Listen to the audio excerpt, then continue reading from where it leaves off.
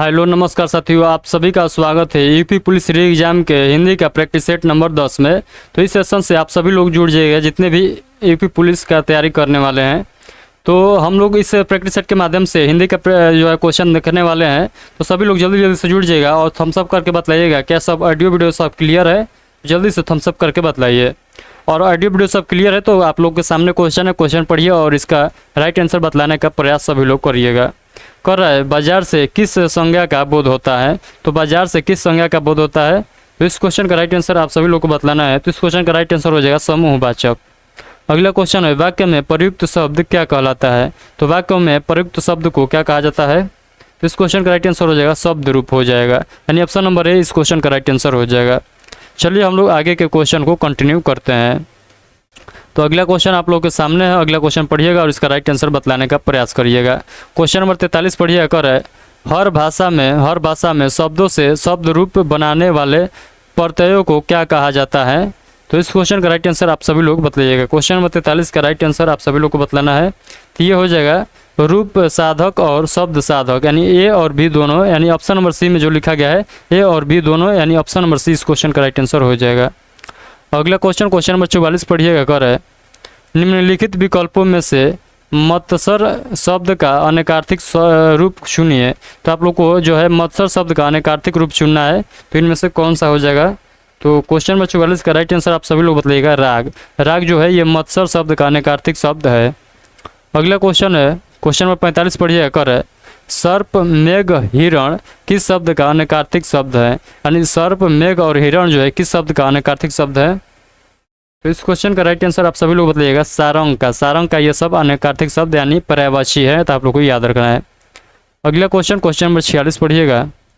भीगी बिल्ली होना अभी पर्याय है, यानी भीगी बिल्ली होने का आप लोग को अर्थ समझाना है, यानी इसका अर्थ क्या हो जाएगा भीगी बिल्ली होना। तो क्वेश्चन नंबर 46 का राइट आंसर आप सभी लोग बतलाइएगा। ये हो जाएगा डर जाना, यानी भीगी बिल्ली हो जाना यानी डर जाना। अगला क्वेश्चन है कौन मुहावरा नहीं है। तो इनमें से बतलाना है आप लोग को कौन इसमें जो है मुहावरा नहीं है।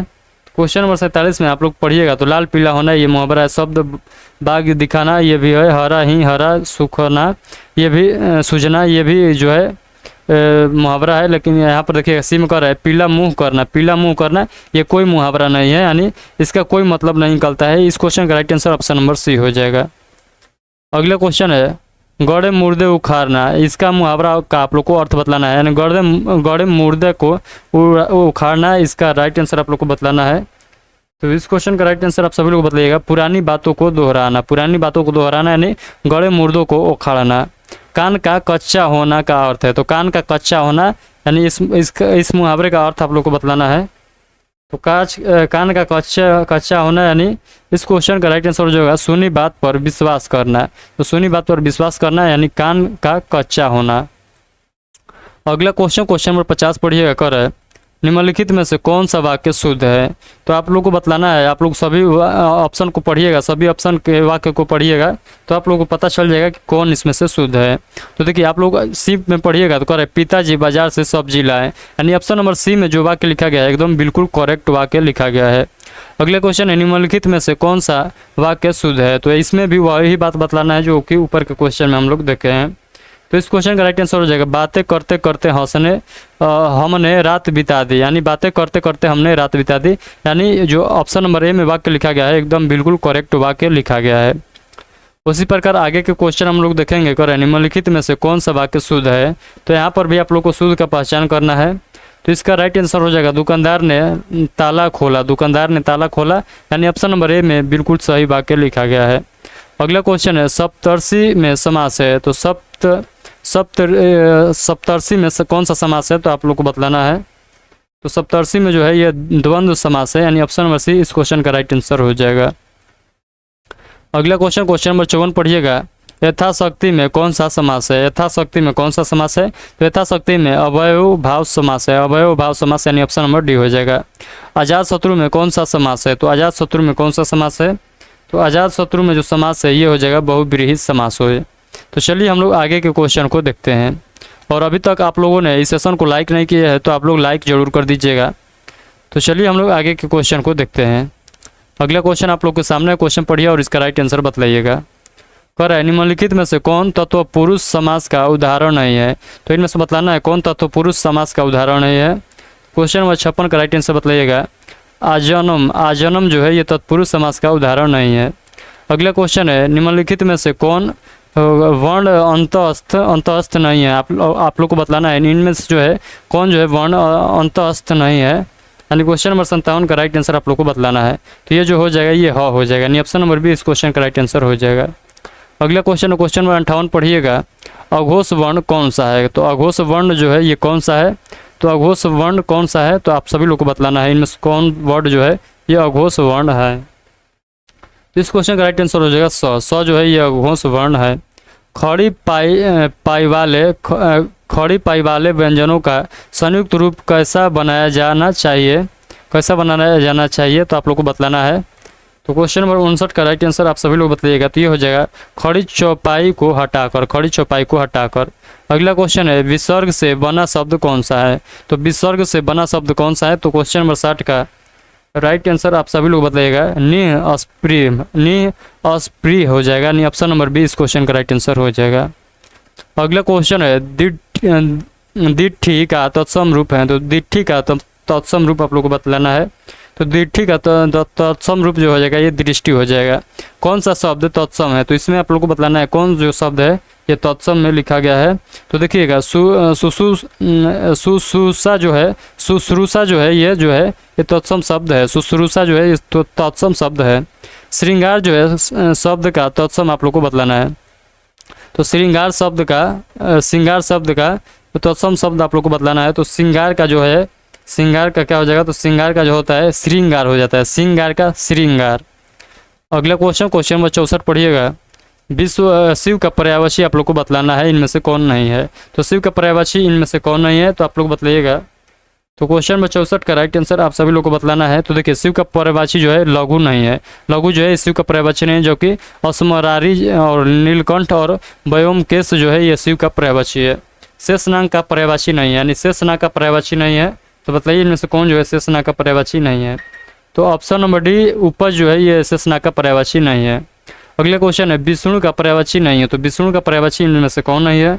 तो विष्णु का पर्यायवाची इनमें से जो है ये सार जो है ये विष्णु का पर्यायवाची नहीं है। चलिए हम लोग आगे के क्वेश्चन को कंटिन्यू करते हैं। अनुरुक्त शब्द का विलोम है। तो अनुरुक्त शब्द का विलोम आप लोग को बतलाना है। तो अनुरुक्त शब्द का विलोम क्या हो जाएगा। तो अनुरुक्त शब्द का विलोम आप लोग को बतलाना है। तो इस क्वेश्चन का राइट आंसर आप सभी लोग बतलाइएगा विरक्त, विरक्त हो जाएगा। अनुरक्त का विरक्त हो जाएगा। अर्जन शब्द का विलोम है। तो अर्जन का विलोम क्या हो जाएगा। तो अर्जन का विलोम आप लोग को बतलाना है। तो अर्जन का व्ययन हो जाएगा, अर्जन का व्ययन हो जाएगा। चलिए हम लोग इसी प्रकार आगे के क्वेश्चन को देखते हैं। अगला क्वेश्चन नंबर 69 पढ़िएगा। कह रहा है रहीमन पानी राखिए बिन पानी सब सून, पानी गए न उबरे मोती मानस चून। इन पंक्तियों में कौन सा अलंकार है। तो बतलाना है आप लोग को। इन पंक्तियों में जो है ये सलेश अलंकार है।